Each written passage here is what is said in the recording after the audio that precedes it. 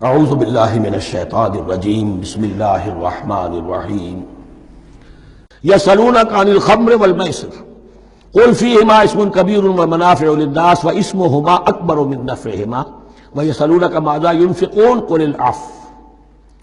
اور یہ پوچھتے ہیں کتنا خرچ کریں، انفقوا انفقوا انفقوا وانفقوا فی سبیل اللہ ولا تلقوا بایدیکم الی التہلکہ، یہ آیت پر کل پڑھ چکے ہیں. اپنے آپ کو اپنے ہاتھوں ہلاکت میں نہ ڈھونکو. کتنا خرچ کرے، کچھ ہمیں مقدار بھی بتا دی جائے. فرمایا قول العفو، جو بھی تمہاری ضرورت سے زائد ہے. اللہ یہ بھی نہیں کرتا کہ اپنی ضرورتوں کو بھی تم پیچھے ڈال دو، نہیں، ضرورتیں اپنی پوری کرو. پھر جو اب تمہارے پاس ہے، اب یہ سمجھیے کہ جو ایک کمیونسٹ فلسفی ہے اس میں بھی ایک اصطلاح سرپلس ویلیو. ایک سرپلس ویلیو یہ ہے عفو، جو تمہاری ضروریات سے زائد ہے، یہ سرپلس ویلیو ہے، یہ اللہ کی راہ میں دے دو. اس کو بچا کر رکھنا جو ہے اللہ پر آپ بے اعتمادی کا اظہار کر رہے ہیں کہ اللہ کل نہیں دے گا مجھے، میں بچا کے رکھوں. یسألونک ماذا ينفقون قل العفو.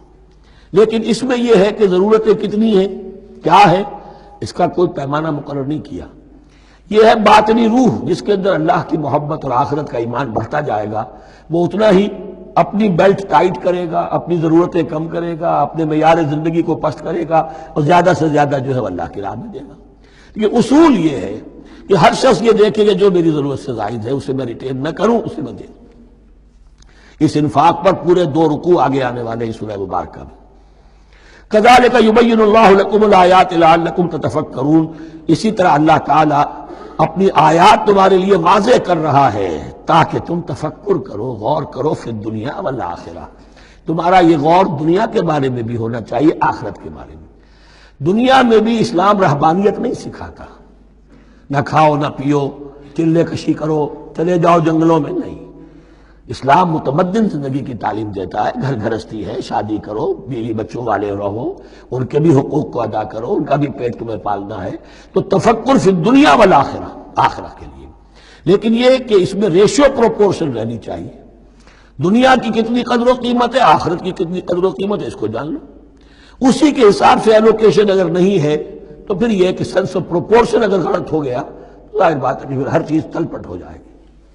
ایک دوا کے نسخے میں کوئی چیز زائد تھی، کوئی کم تھی، آپ نے جو کم تھی اسے زیادہ کر دیا، جو زائد تھی کم کر دیا، تو اب ہو سکتا ہے کہ یہ نسخہ شفا نہ رہے، نسخہ ہلاکت بن جائے. وَيَسْأَلُونَكَ عَنِ الْيَتَامَىٰ، اور یہ آپ سے پوچھ رہے ہیں یتیموں کے بارے میں. قُلْ إِصْلَاحٌ لَهُمْ خَيْرٌ، اے نبی ان سے کہہ دیجئے ان کے لیے ان کی مصلحت کو پیش نظر رکھنا یہ ہے کہ جو بہتر ہے، نیکی ہے، بھلائی ہے. اصل میں سورہ بنی اسرائیل کی آیت جو ہے وہ لوگوں کے سامنے تھی، وَلَا تَقْرَبُوا مَالَ الْيَتِيمِ إِلَّا بِالَّتِي هِيَ أَحْسَنُ. مال یتیم کے قریب تک نہ پھٹکو، یعنی گڑبڑ کر لو گے اپنے اموال میں. اس میں سے یہ کہ ہو سکتا ہے کہ تمہارا ان کا کوئی مال تمہارے پیٹ میں چلا جائے. ہانڈی مشترک ہے، اب اس میں ظاہر بات ہے یتیم نے بھی کھانا ہے، تم نے بھی کھانا ہے. اچھی اچھی بوٹیاں تم نے کھا لی ہیں اور یتیم کے لیے جو ہے خرچہ تو پورا ڈال دیا، لیکن یہ کہ اس کے لیے بیچارے کے لیے چھچڑے چھوڑ دیے. تو یہ چیز روکنے کے لیے کہا گیا تھا مکی صورتوں میں وَلَا تَقْرَبُوا مَالَ الْيَتِيمِ إِلَّا بِالَّتِي أَحْسَنُ. اب صحابہ کے لیے تو یہ چیزیں ایسی تھیں کہ اشارہ ذرا سا ہو گیا اور انہوں نے اس پر عمل کیا، انہوں نے ہڈیاں علیحدہ کر دی تاکہ ان کا خرچہ بالکل علیحدہ رہے. اب اس میں تکلیف ہو رہی تھی، ایک گھر کے اندر ہی ایک یتیم ہے، اس کا خرچہ اس کے مال میں سے نکالا جا رہا ہے. فرمایا کہ یہ مقصد نہیں تھا، مقصد یہ تھا کہ تم ان کے مال ہڑپ نہ کر جاؤ. قُلْ إِصْلَاحٌ لَهُمْ خَيْرٌ، قُلْ إِصْلَاحٌ لَهُمْ خَيْرٌ، ان کے لیے اصلاح کرنا بھلائی کا ہے. وَإِن تُخَالِطُوهُمْ فَإِخْوَانُكُمْ، اگر تم اپنے ساتھ ان کو ملائے رکھو تو وہ تمہارے بھائی ہیں.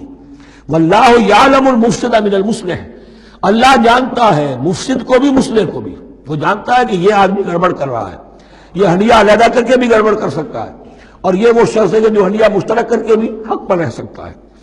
وَلَوْ شَاءَ اللَّهُ لَعَنَتَكُمْ، اگر اللہ چاہتا تو تمہیں سختی میں ڈالے ہی رکھتا، تم پر مشقت جو ہے یہ کیے رکھتا. ان اللہ عزیز الحکیم، یقیناً اللہ زبردست ہے، حکمت والا ہے.